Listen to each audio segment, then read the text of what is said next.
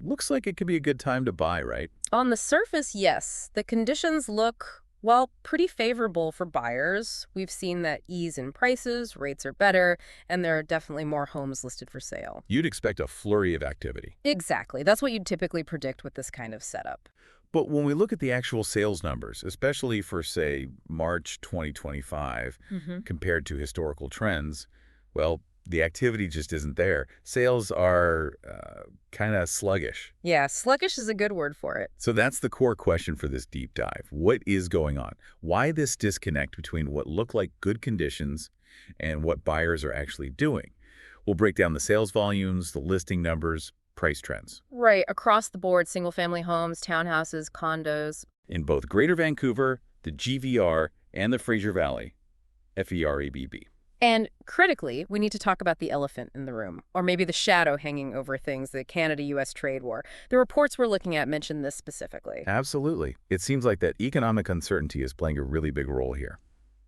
Okay, so let's jump into those March numbers. For Greater Vancouver GVR, the reports say it was the slowest March for sales since 2019. Wow, since 2019. Yeah, down over 13% from March last year. And get this, 37% below the 10-year average for March sales. 37%. That's a massive drop from the average. That's not just a minor fluctuation. No, it feels significant. It kind of reminds me of early 2023. Remember that? Yeah. Flat prices, very slow start. That level of deviation, 37%, really suggests something bigger is influencing buyers. It points towards, a major external factor. Which brings us back to the trade situation, potentially. It seems likely, yes. And if you look over at the Fraser Valley, it's even more stark. Their sales were nearly 50% below the 10-year average. Half. Almost half, yeah. It's one of their slowest starts to a spring season in, over 15 years. And they were also down 26% compared to just last March. So a serious pullback in buyers across both regions. Definitely. But it's not like there's nothing to buy, right? Let's talk inventory. Yeah. GVR saw a big jump in active listings. Oh, really big jump. Over 14,500 homes on the market. Which is, 38% higher than last March? And way above average, too. Yeah, 45% above the 10-year average for active listings. Plus, they saw a lot of new listings hit the market in March, over 6,400. Also up significantly from last year and above the average, so plenty of options out there. Absolutely. And the Fraser Valley, same story, maybe even more pronounced in terms of the increase. They hit a decade high for active listings. A decade high. Over 9,200 properties. That's up a whopping 49% from March 2024 and nearly 60% above their 10-year average. 60% above average inventory. Goodness. And new listings were way up month over month, too, about 22% from February to March. So inventory is definitely not the issue. Okay, so loads of homes for sale, but fewer people buying. What are prices doing amidst all this? In GVR, the overall benchmark price for March was just under $1.19 million. Right, the benchmark, that typical home price track. Exactly, and that's actually down a tiny bit, 0.6% compared to last March. But it did tick up slightly, 0.5% from February this year. So not collapsing, but not really climbing either, year over year. Pretty much, if you break it down.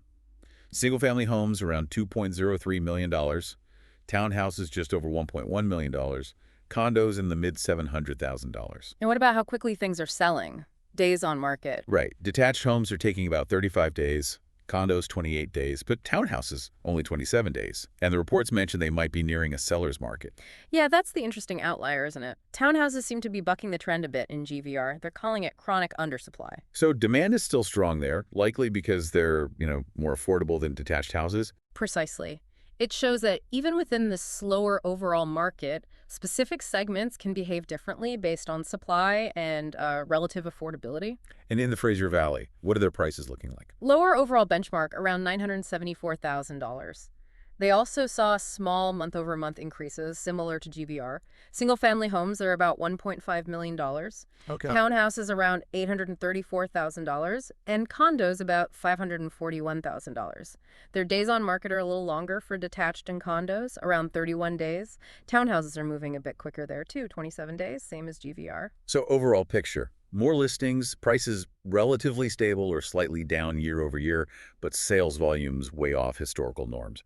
Let's get into why. What are the experts saying is causing this disconnect? Well, one take looking specifically at GVR was that if you just looked at inventory and interest rates, market conditions are actually the best they've been in years for buyers. Right, objectively better condition. But they specifically flagged the economic uncertainty coming from the Canada-US trade war as the major dampening factor. It's casting a shadow, making buyers hesitate. That makes sense. Yeah. That kind of uncertainty. It affects confidence, doesn't it? Right. Businesses might hold off on hiring or investment because of tariffs. Exactly. And that filters down to individuals. People feel less secure about their jobs, their finances. Making a huge purchase like a home feels riskier, even if borrowing costs are a bit lower. It's a psychological barrier almost. Very much so. Hmm. And the expert perspective from the Fraser Valley report basically mirrored that. They pointed directly at the trade war for the slowdown and the general unease. Unease in real estate and development, too, they mentioned. Yes, and they highlighted this tension. You have sellers who don't want to drop their prices much, maybe anchored to previous highs. Understandable. And then you have buyers who are facing tougher financing hurdles or just plain cautious because of the economy, and they're not willing or able to meet those prices. So a standoff. Inertia. That's the word they used, inertia. They believe this stalemate, driven largely by the trade uncertainty, is the main reason sales are so low. So the trade war isn't just some background noise. It seems to be front and center in explaining the current market mood. It really does. Both regional boards are pointing to it. It's overshadowing those potentially positive signs like lower rates and more listings. The reports even floated a question, didn't they? Could this trade friction actually create maybe some niche opportunities for first-time buyers if it softens certain parts of the market? Yeah, it's an interesting counterintuitive thought. Maybe some pressure comes off prices in specific segments because of the broader slowdown. It's something to watch. And we also saw that related mention about existential concern in Canada's industrial real estate market because of the tariffs. Right, which just emphasizes how broad the impact of this trade situation is. It's not just residential housing, it's hitting other sectors, creating wider economic headwinds. Okay, so let's try and synthesize this. We've got more inventory, somewhat lower borrowing costs, factors that usually signal a buyer's market, or at least more balanced conditions. Correct. Those are the textbook signals. But the sales numbers, Uh-huh. they scream caution. Major buyer hesitation. And the consistent explanation offered by the experts in these reports pins that hesitation squarely on the economic uncertainty generated by the Canada-US trade dispute.